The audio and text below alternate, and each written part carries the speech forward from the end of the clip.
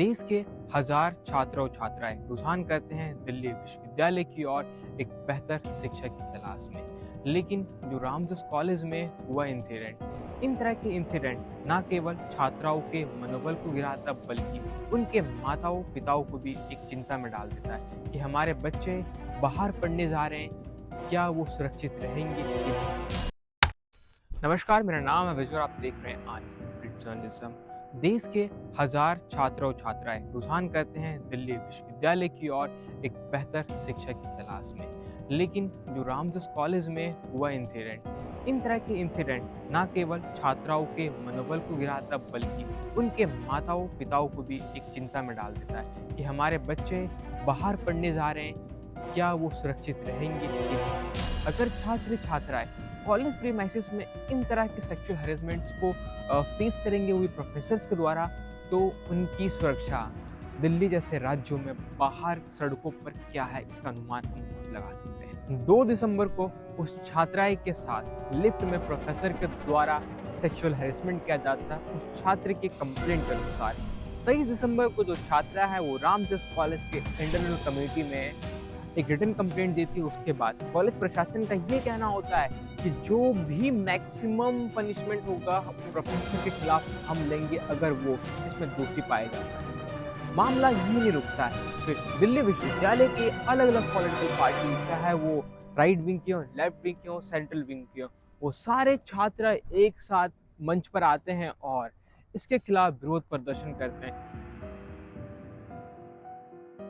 छात्रों का प्रदर्शन इतना जोरदार होता है कि उस प्रोफेसर को आनन फानन में बुधवार को अपना इस्तीफा सौंपना पड़ता है।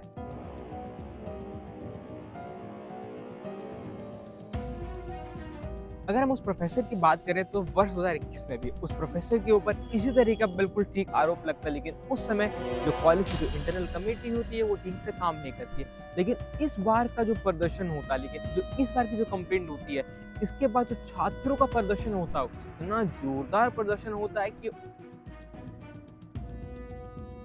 उस प्रोफेसर को खुद ही इस्तीफा देना पड़ता है।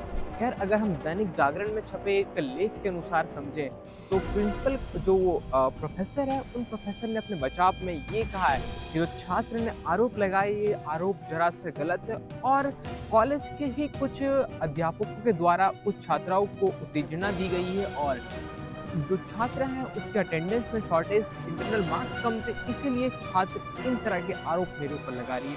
ये कहना है उस प्रोफेसर का जिसके ऊपर इन तरह के आरोप उस छात्रा के द्वारा लगे। इस वीडियो में बताए गए जितने भी तथ्य हैं वो इंडियन एक्सप्रेस न्यूज़पेपर के आर्टिकल से लिए गए हैं और दैनिक जागरण ऑनलाइन लेख से लिए गए हैं। एक चीज़ और, जो सामने वीडियो फुटेज सामने आ रहे हैं, मतलब जो वामपंथी, जो लेफ्ट वामपंथी है, उनका ये कहना है कि एबीवीपी छात्रों के द्वारा उनके ऊपर हमला किया गया। Lal Salam comrades, today we saw that Ramjas students and faculty who had gathered to protest against Dhaniram, who was accused of sexual harassment, were brutally attacked by ABVP goons in their own campus. This is not the first instance of this happening. This has happened before again in 2017 when ABVP goons again had pelted stones and disrupted an academic event. We see again and again that students of these universities, most of them are against this kind of gundagiri that ABVP follows.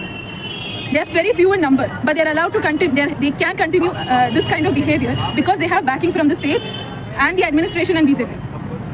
This is not happening alone in Delhi University.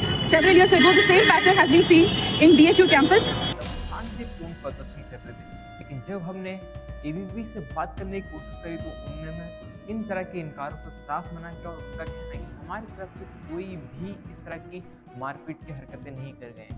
और जो video में साफ तौर पर देखा जा सकता है, जो रामजस कॉलेज के प्रीमाइसेस में जो बच्चों को द्वारा डंडे से मारा जा रहा है वो अनआइडेंटिफाइड, उनको आउटसाइडर कहा जा रहा है।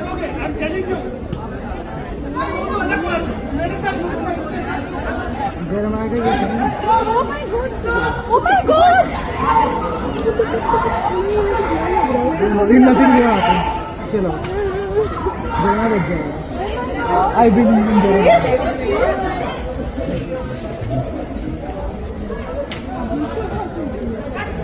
I swear these Japanese.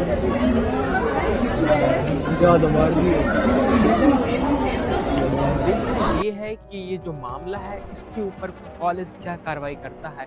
अगर उसमें वो प्रोफेसर दोषी पाया जाता है तो उस दोषी को सज़ा मिले, अगर ये आरोप सिर्फ गलत है तो ये आरोप की पुष्टि हो और इतने कड़े एक्शन लिया जाए ताकि इन फ्यूचर में इस तरह के इंसिडेंट कभी किसी छात्र छात्रा के साथ ना हो। अगर ये सिर्फ एक आरोप है तो ये भी बिल्कुल साफ होना चाहिए कि इन तरह के आरोप कभी इन फ्यूचर किसी प्रोफेसर पर ना लगे, ताकि जो उनकी रेपुटेशन है, इमेज है, वो खराब हो। मेरा नाम है विजय और आप देख रहे हैं unscripted journalism with cameraman Soham Rawat.